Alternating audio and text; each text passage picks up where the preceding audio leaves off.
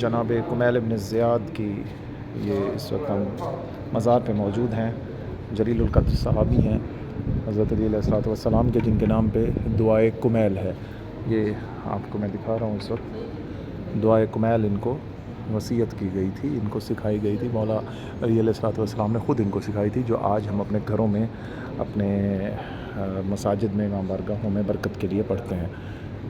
तो इनके नाम पे दुआए कुमैल जो है वो है, और इस वक्त यहाँ हम मौजूद हैं।